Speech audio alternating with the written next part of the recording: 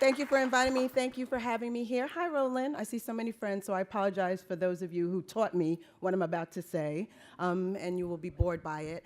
I also just want to start by saying one thing. I actually do have a hard stop at 3 o'clock today. And the reason is because my youngest daughter has a 4 o'clock basketball game. And this morning, it was 7 o'clock in the morning. She had to leave early because she's on the student senate. She's 14 years old. She's a freshman in high school. She's the only freshman on the varsity team. I couldn't make her first game because I was away at a retreat last week, and then she had her second game on Wednesday this week, and we had a big funding event. So she said to me this morning, I'm enjoying myself and it's good, but it doesn't really feel like I've started my season yet. And I was like, why? Have you been off the bench? What's been happening? She's like, because you haven't been there. So I was like, what is this about? Like, something must be happening. A 14-year-old girl doesn't say these things. And I said, oh, you mean my voice and my defense and all that? She's like, yeah, not all of that. Just your presence and just having you there. And this is the same little one that, how many days ago was the election? Woke up the morning of the election and said to me she's never felt less American and never felt less, not a part of this country. And it was at that moment that my husband and I were like, she's watching us. We're sitting here fussing in front of this television like there's not people in our house who live with us, who lived in my belly for 9 months, who are paying attention to this idea of hope and despair and being able to see a way forward. So I say that to say, well, I'm going to talk a little bit about these little ones that I work with, the 12,500 that I've chosen. I'm going to make sure that I keep in front of me the little one that lived in my belly and make sure that I get to her in time. So thank you very much for that.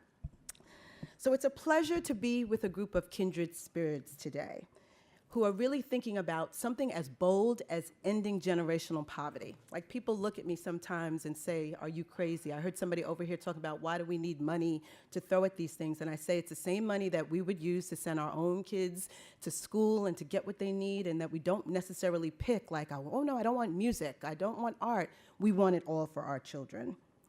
And as a person who runs an organization that serves 12,500 children and almost 13,000 adults, we don't really talk about that much, we're working each day to claim little victories. Little victories like today, Tyler made it through pre-K without running out the door.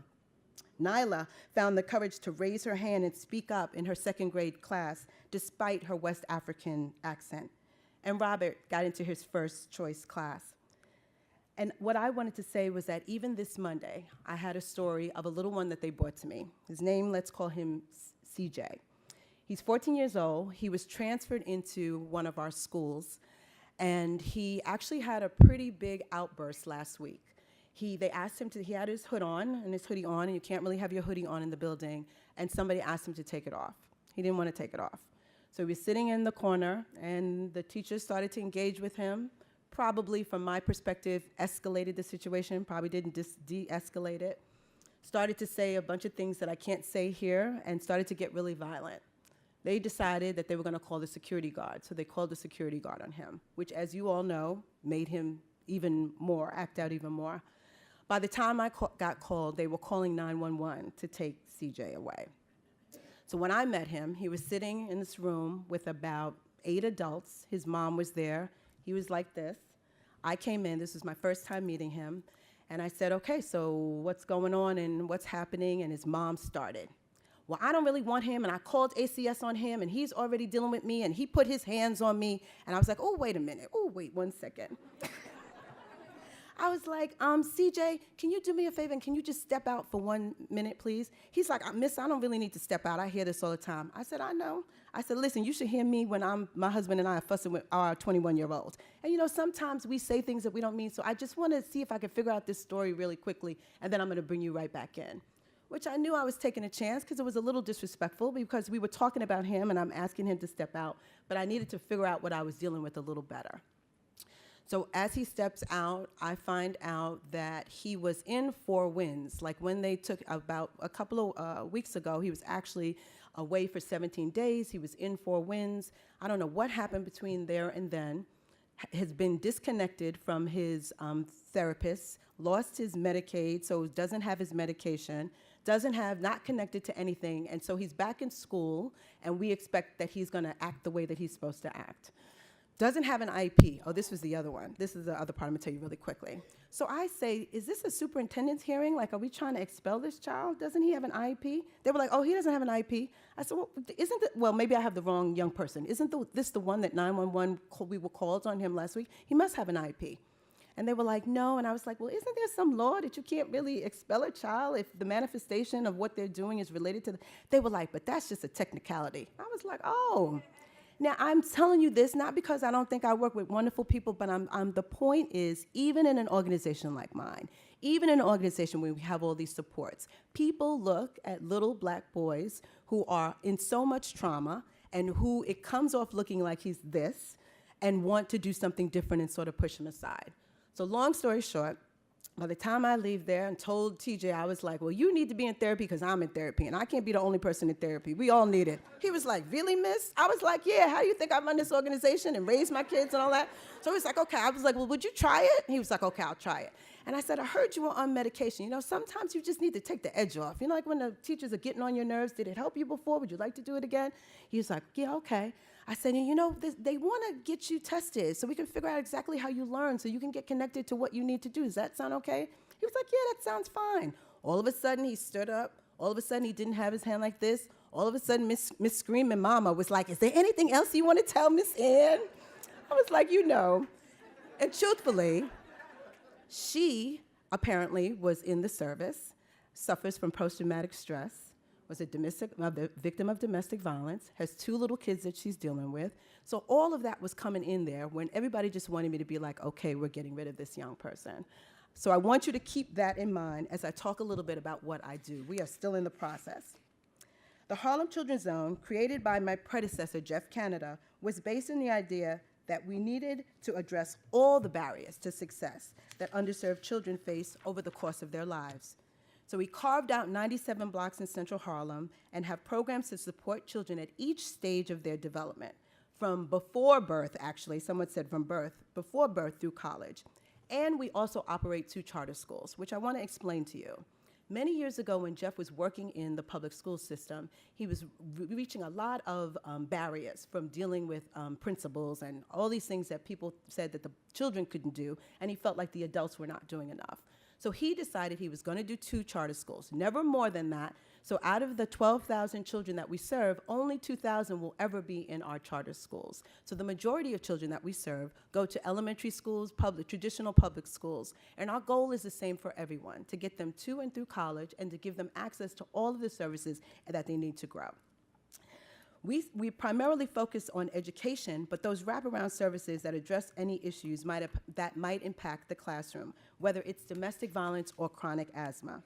I like to think about our contribution to the national debate has been to show what is possible, to prove that with a lot of hard, sustained work, Black and brown children from communities of concentrated poverty can in fact succeed at large scale.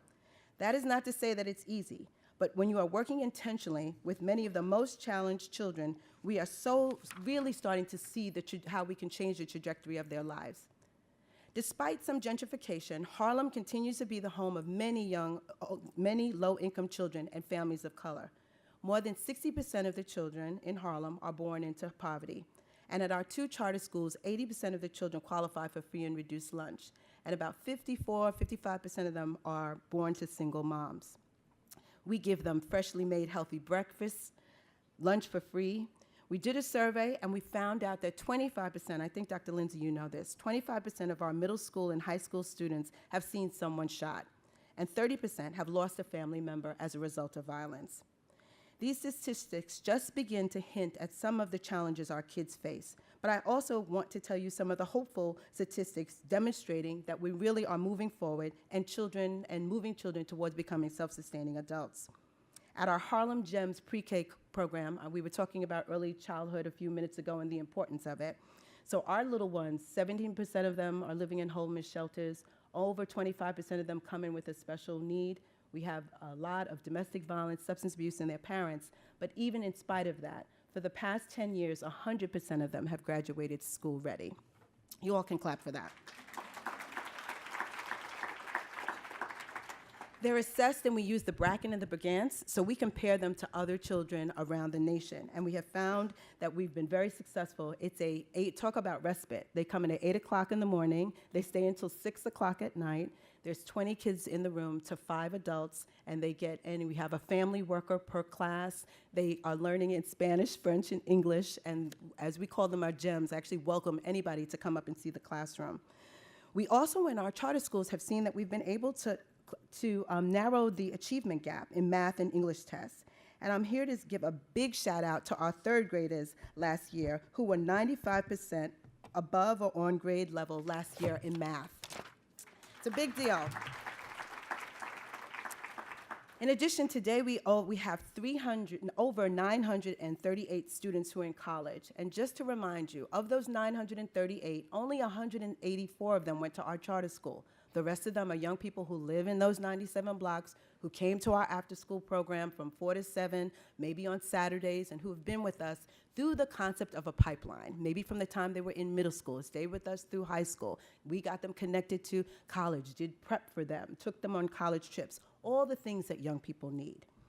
I'm here this afternoon partly as a cheerleader to tell you to keep moving forward, to keep doing what you're doing. I'm not saying that we should fight the good fight because it's the ethical and right thing to do. I'm here to tell you to do it because it works. Vulnerable and struggling people can become whole. I'm here to witness that.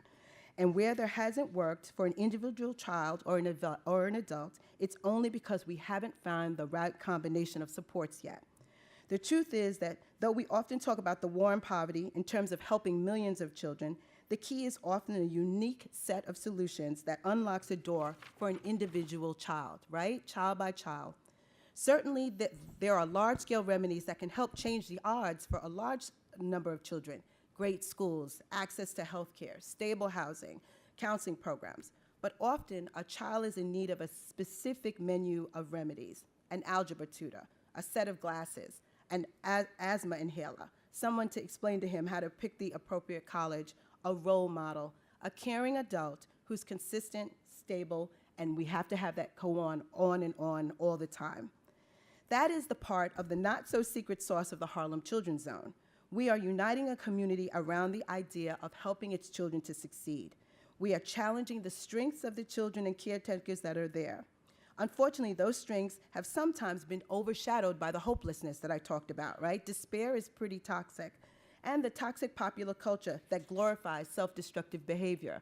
Last night at about 9 o'clock, it was earlier than that, it was about 8 o'clock, I got a call as we were dismissing from one of our sites in the middle of the St. Nicholas houses, that there were a group of about 15 young men, again with these hoodies, I guess it's the time of year when they get cold, who were in the St. Nicholas projects, who had a beef with one of the kids in our 12th grade and were waiting there to have a fight. So all the kind of things were going through my mind. So who are the kids in the St. Nicholas projects? Are they in any of my other programs? Who knows them? What did my kids do to probably upset them? How are we going to make sure that this happens okay? Do they have weapons? Is this like some West Side Story fight? Probably not, right? And so how do I keep all of them safe and where they need to be? By working at scale in a neighborhood that has been devastated for decades, we are flipping the script and making success the new norm. Working with families, we are bringing great resources to bear and enriching the after-school program with highly skilled counselors. At the Harlem Children's Zone, we provide many wraparound services to our kids in addition to the academic work. We make sure that children have healthy food, we get chess lessons, music lessons, daily exercise. Does that affect their math scores? I'm not sure. But maybe, and first and foremost, we care about our kids and building the relationships with them and a strong community. The Harlem Children's Zone is, in fact, doing a 20-year longitudinal study to see whether or not the holistic approach is working. We know that it is, but we'll be able to tell more about what are the most impactful pieces, and then we'll be able to replicate it. Regardless, we can't let the perfect be the enemy of the good. We must push forward wherever we can for the sake of our kids and the betterment of the entire country. Children who see no future for themselves and who have few positive alternatives sometimes choose bad alternatives. And those are the prison costs in New York City that are $167,000 a year, the investment in Rikers Island. From my experience, I can say with certainty that education continues to be the consistent way for children to break that cycle of poverty. That said, we must frame how we think about education. It must begin before children even enter kindergarten, and we must extend beyond the walls of the classroom. The institutions of our education system must recognize that families are natural allies, right? I said somewhere you can't really love children and then hate their parents, right? Do you see that a lot? And it's impossible to work with parents and demonize them and still say that you love their children. I'm sure all of you know about the 30 million word gap that we talk about with researchers Betty Hart and Tom Risley. And we found that by age 3, children of low income have that gap. So we at the Harlem Children's Zone started the Baby College and decided we were going to teach parents why it was important to sing and play and to talk to their children. The Baby College now has been around for almost over 15 years, and we have graduated 6,000 parents in our community from the Baby College. I know Phil Kaltoff is like, Lord have mercy. I remember when y'all started that. It's non-judgmental. We do it in a respectful way. Most of the people who are teaching the classes come from the community and look like the folks who are taking in the classes. And it's centered around children and leveraging the love that those families have for their children and creates a virtuous cycle. And it's not easy that we build in sometimes incentives. So if you come to all of your 9 weeks of the Baby College classes, you get your name put in a raffle, and if you get pulled out, we pay your rent for a month. How cool is that? I know. They're like, girl, I'm coming through slick and snow. I was like, wrap that baby up if you're coming out in that. But yeah, somebody's like, where you get the money from that? I'll tell you later, right? That's why you have to have the money to do it. When they say whatever it takes, we mean whatever it takes and whatever it costs. For children who do well, their families have to do well, right? I learned that in child welfare. And for families who do well, we have to have strong communities. That's why I'm particularly excited about the work that we're doing in the St. Nicholas public housing complex that I told you about. At St. Nick, a family of 4 makes $21,000 a year. And in 50% of the households, there's no adult that's working, right? So that's not just about, oh, I'm going to send them to a good school and then they're going to come back. We want to change what little ones in that community think that's possible for them. We made a commitment early on to make the building a community center for the needs of the residents. And so they now have 24-hour security. It's actually much safer now that we're there and all of the staff is there, and have changed the atmosphere for the residents. We still have some of the older seniors that still look at me side-eyed when I walk in, but that's going to take time, right? Because they don't have to trust everybody that's coming in and says that they want to give them help.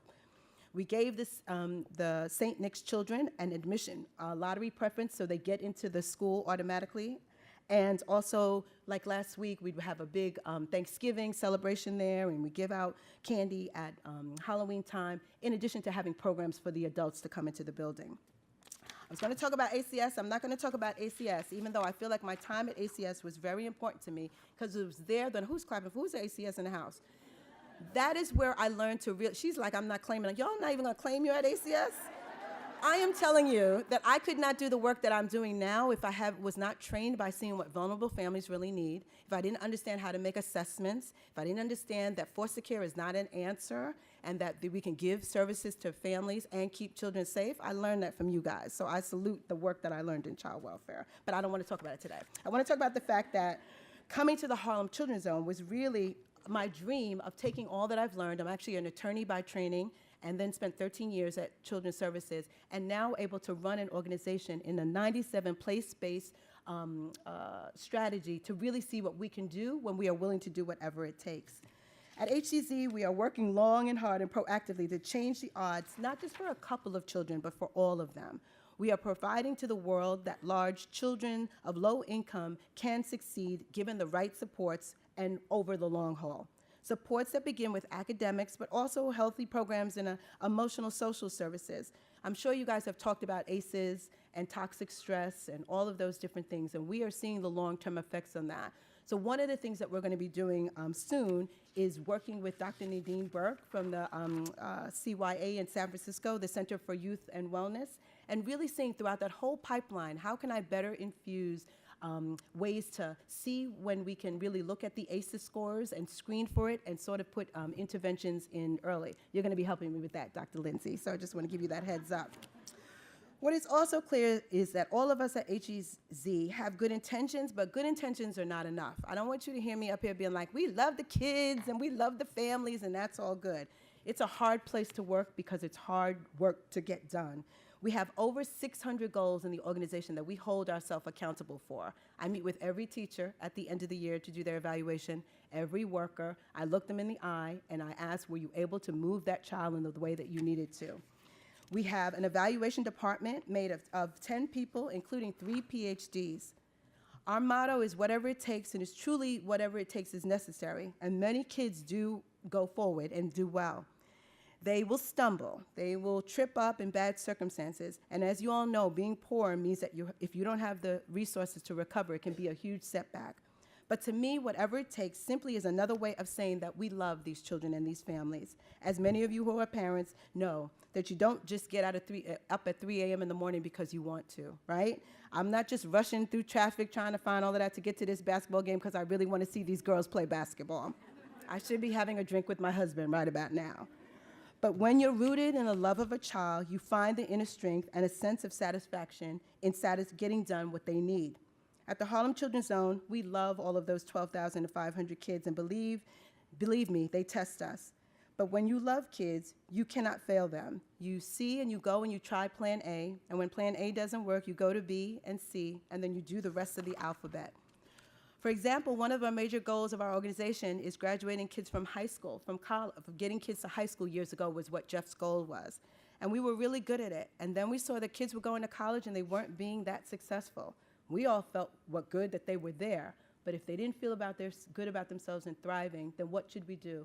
And that's when we opened our College Success Office, which really helped us to focus on them. Whether it's $200 for a book, whether it's they want to withdraw from a class and don't realize how to do it, whether it's they just need some support, because actually, Dr. Lindsay, we actually see a lot of issues coming up when they get into college, mental health issues that they have never really come up before, and connecting that to that.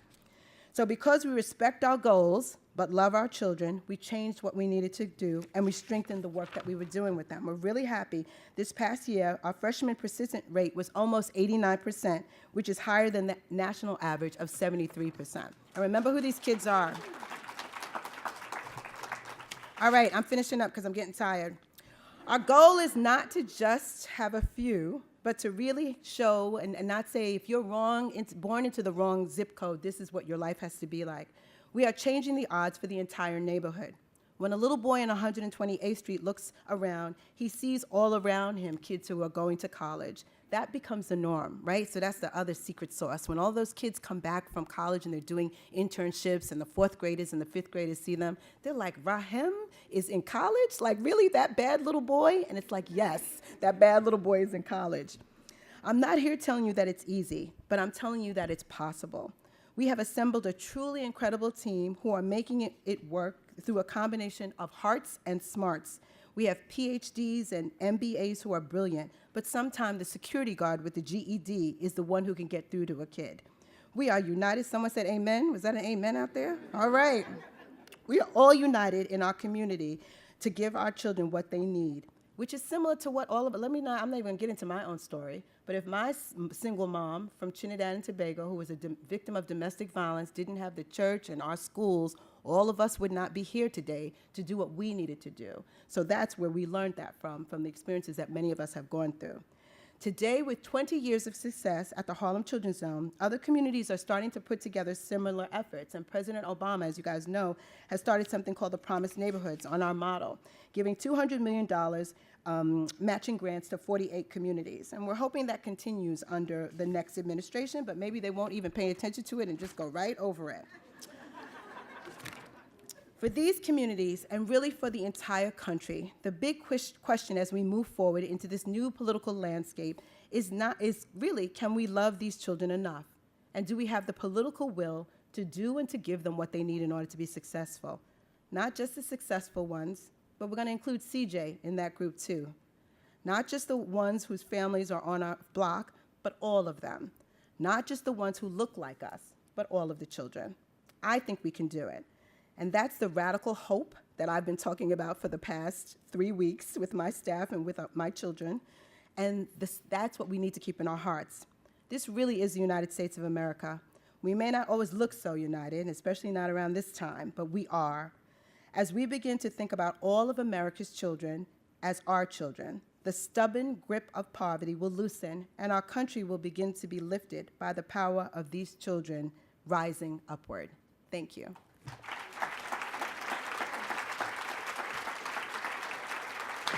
Am I doing questions?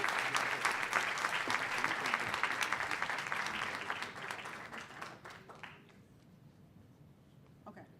Okay.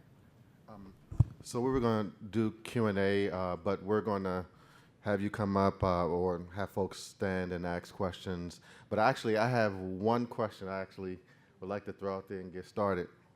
So I've been thinking about this, and I've been meaning to contact you because so I recently read this book, The Short and Tragic Life of Robert Peace. Anybody ever read that book? Yeah, right. So basically, the storyline is about a kid who grew up in poverty, raised by a single mother, incredibly intellectually gifted, ends up going to Yale, and did well at Yale, just intellectually gifted, African-American kid, and then had a tragic ending. And I won't tell the story for those who are interested in reading the book. But it made me realize how much we put so much emphasis on education. And certainly for Robert Peace, a lot of folks in his life nourished his intellectual gifts. And so my question is, I just wonder what your thoughts are about what other things need to be done. Education is certainly the great equalizer, and it definitely is. Obviously, we live in a context where we need to have education. It gives us great access. But the Peace story just really, really humbled me in a way that helped me to kind of put a lot of what we're doing in the context. And so I just wonder, aside from education and really great, helping kids to address any sort of barriers to learning and all that sort of stuff, what do you think is critical to the development of kids? And particularly because, I'm gonna stop in a second, but I've seen the Robert Peace story a lot in my life. Guys who were really, really talented, could have been CEOs or whatever, and made poor decisions that were critical and really stunted their outcomes. So what are your thoughts? This doesn't work. I was going to try to use that so I can keep you there. I was going to keep you there because I think you have an answer to this question too. And it actually remind me, my husband grew up in the projects in East Harlem.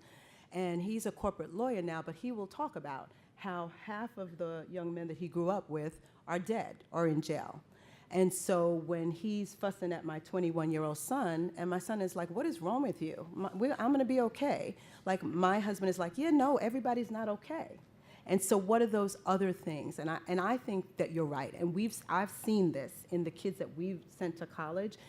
For us, the college was a North Star. And the reason that we put it there was because of what it symbolized in our community, that no one should tell you you're not college material. No one should tell you that you can't do it. And if you don't want to go to college, you don't have to go to college. Actually, you have to meet with me first and tell me what you're going to do.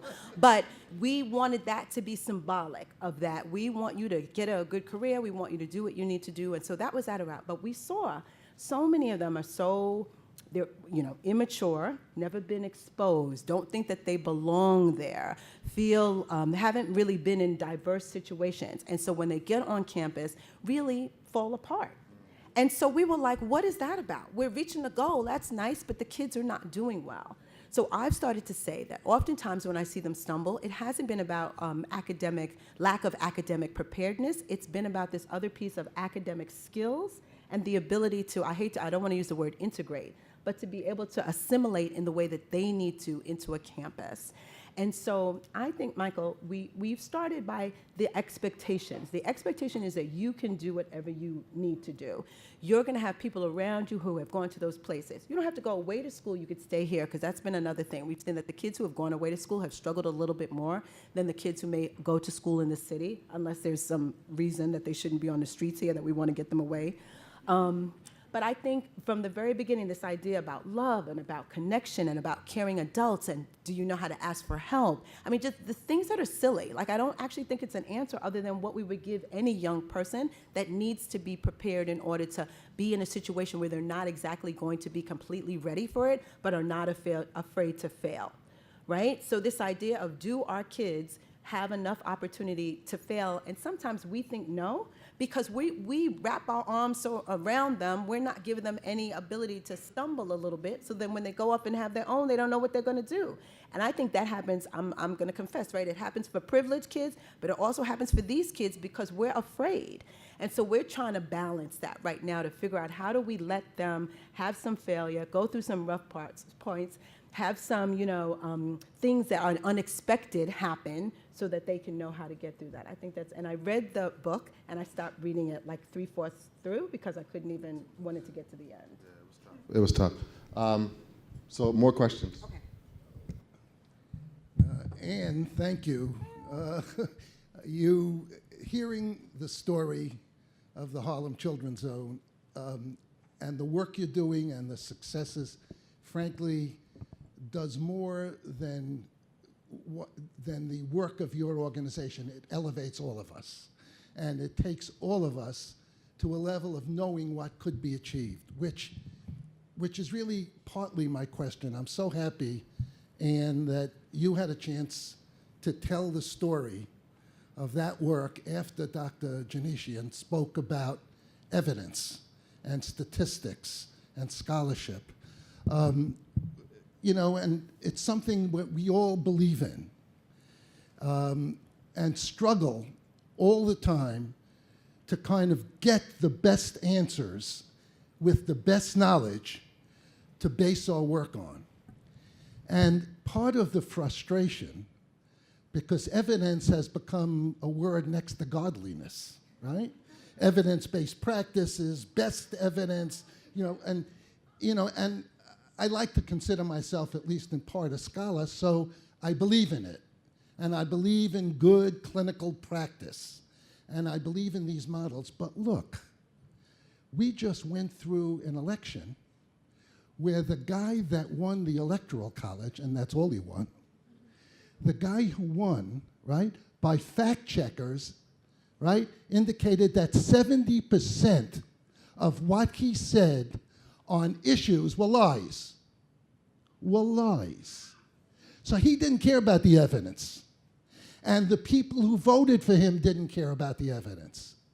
And Paul Krugman in today's New York Times indicates that at least 9 million of the white working class people who voted for him in Michigan and in Iowa and in Wisconsin are going to be cut off from health care, Obamacare, if in fact that program is repealed, right? So we need to do more than just believe in evidence.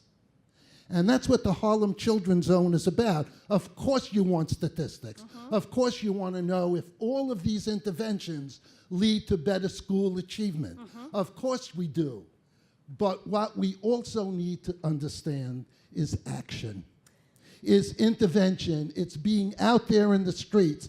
And unless we get back to teaching that in our schools of social work and in our agencies, and unless we get into the streets, and unless we understand, as Dr. Janesian suggested, that extreme poverty in America is only because we, in fact, have created a social system where many of these people can only survive with illegitimate opportunity. So we got to know this, and my frustration is we can have all the good facts in the world unless we, one, better communicate it, and two, understand that social action and community organization sometimes transcends in people's mind the clinical trial that we just spoke of. So, since you're one of my mentors, I want to add a friendly amendment, which is that we're not there yet, Phil, right? And I'm nervous that people will just keep on doing stuff that doesn't work because it's making them feel good. And so I like a range of evidence. I think, intuition, I think learned wisdom, I think RTCs when you can, all those, there's a bunch of different ways that you can have evidence-based practice, but I just don't want people just doing what they think that is the right thing to do without really looking to see whether or not kids are getting better. Good amendment? Okay. Could you talk a little bit more about the efforts to replicate what the Harlem Children's Zone is doing? Sure. So I'm going to talk about it not as an expert in it, because I feel like we're only 70% of the way there. So I'm focused on doing the work that I'm doing. So I don't spend a whole lot of time. But I think what we have done is we've tried to first give a set of principles. So we'll work with, people come to visit us, and what we do is we tell our story. We'll say, this is what happened, this is where we started, this is the blocks, this is how we used AmeriCorps volunteers when we didn't have staff, this is how we use the private sector, this is how we fundraise. And so we'll talk about our principles of a series of best practice programs, that it was a community development strategy, that data becomes very important, and we talk about scale. And we bring in people to have a conversation about that. What I'm actually going to be doing over the next year or two is actually codifying our programs, which we haven't done before. I want to take a look at, ooh, look, I see the doctor. She's like, yeah, go ahead, girl. Because I'm like, well, we know early childhood, pretty much we could say these are the factors that make a really high quality early childhood program. But if I have a set of, there's more West African families that come to the Uptown Gems on 129th Street, and maybe a different population on 117th Street, what's working for them? And are the models exact? I think within my own organization, the models are not exactly the same. What's working and why is it working? So that I can be able to make sure that I shouldn't say Starbucks coffee because he retired today, right? The guy from Starbucks. But I want it to taste the same no matter what child goes into what program throughout those 38 programs that I have. And I want to be able to tell that to communities. I want people to say, this is the after-school program. These are the most important things. You have to have this and this. This is how much it costs.